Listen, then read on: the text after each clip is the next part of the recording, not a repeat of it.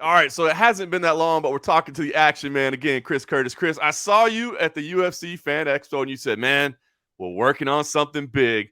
Was this the opportunity that we were talking about? Was this fight with Jack Hermansson what you were working on? No, no, actually. I found this out the day it was announced. I found it out that morning, that afternoon. Yeah, like on Wednesday, actually, like at noon, they came up to, I got a call. They're like, "Do you want to fight in 2 weeks?" And I was like, "Yeah, what's it pay?" They told me. Then I was like, "Where is this fight at?" They said, "London." I'm like, "Who the hell am I fighting? Jack Hermansson."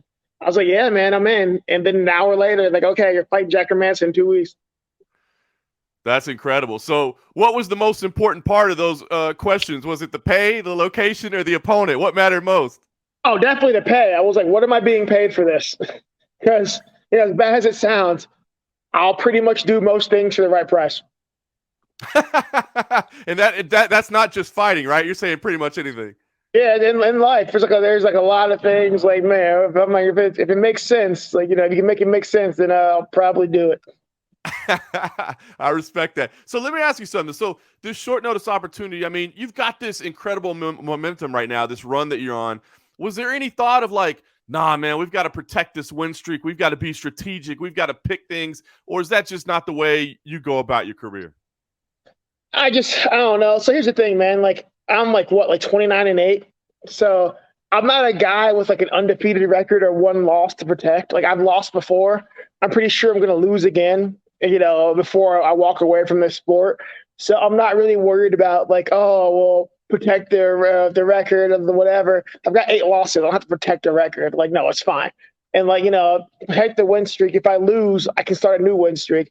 If I have to protect it like that, then I probably, it means I don't have faith in like the work and the body of work, that my effort and the body of work that I've done. So if I lose, okay, I've lost before, I'll lose again. We'll just rebuild and keep going. Like, we've all lost. We're all going to lose. You can't be afraid of losing. Like, you'll miss out on so many opportunities and so much in life if you're just afraid of losing. So I won't let myself be afraid of losing. One of my favorite sayings is "Who dares wins."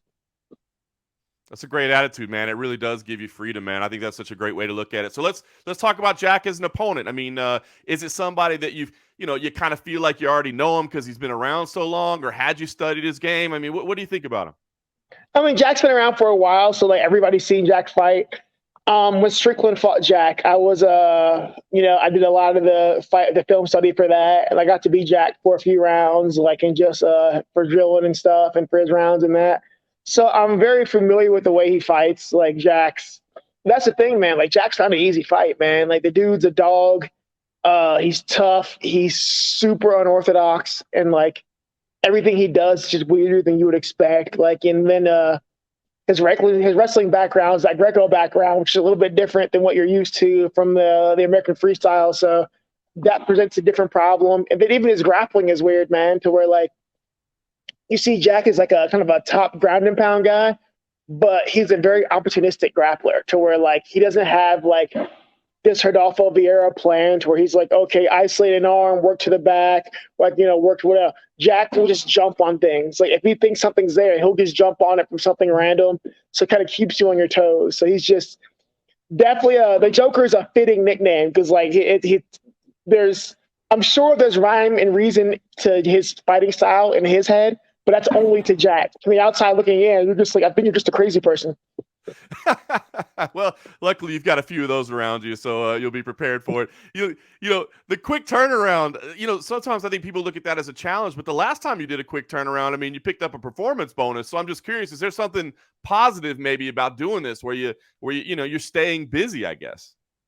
I just love it, man. I stay in shape. I don't take time off. I was back in the gym on Monday. I was going to be back in the gym Sunday, but I overslept and missed grappling after the fight. But I was back in the gym Monday to full practice. And like, I don't really take time off. I train 7 days a week. So for me, if I'm in shape still, I'm not hurt. Why not stay busy? I hate I hate having 10 weeks to train for a fight, 12 weeks to train for a fight. It's miserable. I get bored. I'm already training 7 days a week. Now I got 12 weeks to think about it. 2 weeks is fun for me, man. I'm in shape. Like I was doing everything anyway. I don't got to think about it. I'm just like, okay, one more hard week, then it's fight week. Fight week's fun for me. I love fight week. I love fighting. Like, so like that's the fun part. So I get to skip all the bullshit in the 12 weeks of just thinking about Jack. Like I wake up thinking about Jack, going to bed, holding my girl, thinking about Jack. It's just weird, like, so now I get to skip that, which is great. So I love the short turnaround. That's probably good for your girl as well, man. She doesn't want you thinking Yeah, about Jack while you're it's there. weird just laying in bed, trying to cuddle, thinking about Jack Hermansson, like smelling her hair.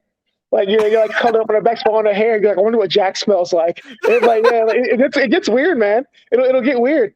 Like those 12-week camps are fucking strange, man. They just you don't want to do it. So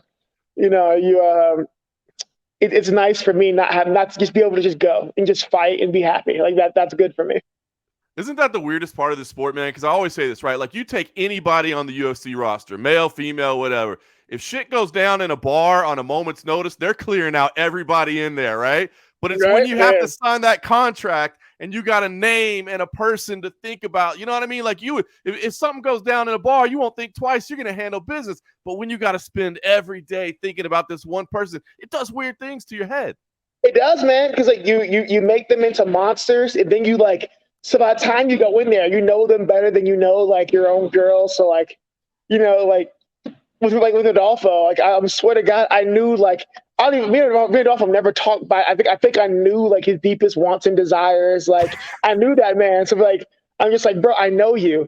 I understand you because like I've built this person in my head that is so real. Not only are you real, but you're so much better than me in my head. It's just it does weird things to you, man. It really, really does. So like that weight is miserable. It's bizarre. Well, luckily you don't have to deal with that this time around. We know you're going to have Darren Till in your corner. I'm just curious about that. Do you expect Darren to provide anything, or is there any value there? Or is this just, hey, this is just a funny story. Let's just have a little fun with this. Hey, I'm going to England. I might as well have fun with it because the English fans are upset they didn't get their fight. So I might as well have fun with it. I know Darren, and like so Darren's kind of similar. Darren's a villain. Like I love Darren, but Darren's definitely a villain. And he's much like Sean, just not outwardly as terrible in public. But Darren's a goon. So his entire role is the same role that Sean has in my corner, is to tell me to stop being a wuss. I love it. And Darren will definitely be that guy. It'll probably come out in crazy like Scouser, and I won't understand it. But I won't know what he's actually saying. But I'll understand by the inflection that he's like yelling at me to stop being a bitch. I love it. I'm looking forward to seeing that. That'll be great. Well, I guess, Chris, as you walk into this, I mean, it's a weird, you said it, the freedom of not worrying about, what happens or a loss. I mean, obviously you want to win, but I mean, does this feel like a no-lose situation to you? Like, man, you're being put, like, all the chips are stacked against you, right? Short notice. You got to fly to England to do it. It's his backyard, more or less. He's the rank guy that's got to protect this ranking. I know you want to be in those rankings. They're a little myth that you're not, but it just seems like all the chips are stacked against you. Is that almost freeing because it's like, hey, whatever happens, happens? It's I've always felt like I'm the guy who the chick stacked against him, but it's fine, man. Like I get to fight in the O2 Arena, which is really big for me. Something I always wanted to do. I get to go to England. I get the chance at a ranking. I got a really good new contract. I'm like, yeah, I want to win. The goal is 100% to win. I want to win more than anything else, man. Like, but at the same time, if I don't win, this was a 2 weeks notice fight after fighting. I'm not going to get cut from the UFC. I've got a new contract, and I'm like, hey, I didn't win. Get me back in there and let me get a fight. Let me get a crack at the rankings. So I gain more by win. If I lose, I don't really lose that much. It's fine. Like I fought a top 10 guy, didn't get it done on 2 weeks. Cool. I can still get right back in there. Give me another guy in the rankings. Give me a top 15 guy. Or give me another top 10 guy. It doesn't matter. But if I win, I go so far ahead. So, what do I have to lose? I end up in roughly the same spot, or I end up really far ahead.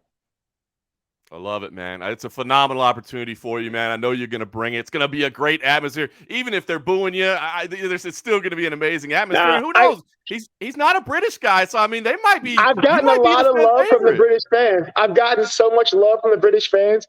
British, the English fans, sports fans, just they love the competition. They love their guys. and they love balls, man. Like, they love it. Like, you have the balls step in there. I've gotten so much love from English fans. Like, oh, you took it on short notice.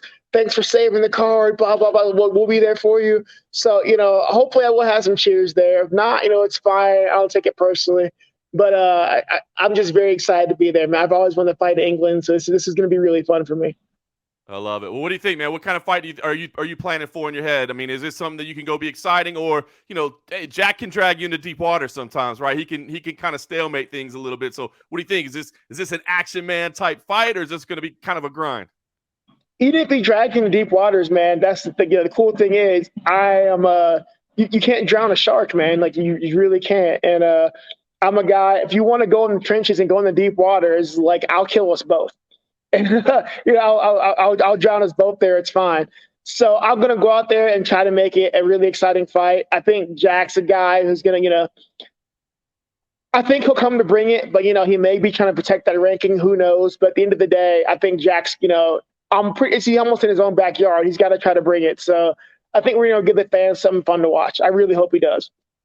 I love it, man. Well, Chris, props to you for taking this challenge and getting that new deal as well. You got paid. That's what matters. And we're looking forward. Best of luck on July 23rd at UFC London, man. I appreciate the time. Thanks, man. I appreciate it. I will talk to you guys after the fight.